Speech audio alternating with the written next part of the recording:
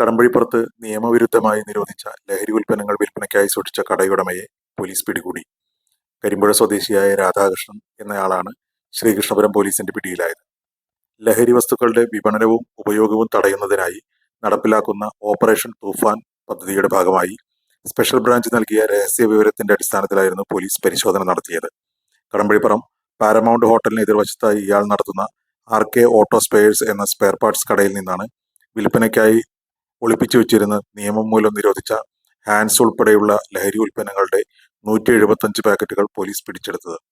സംഭവവുമായി ബന്ധപ്പെട്ട് ശ്രീകൃഷ്ണപുരം പോലീസ് സ്റ്റേഷനിൽ ക്രൈം 311/2026 നമ്പറായി കേരള പോലീസ് ആക്ട് 118I വകുപ്പ് പ്രകാരം കേസ് രജിസ്റ്റർ ചെയ്തിട്ടുണ്ട്.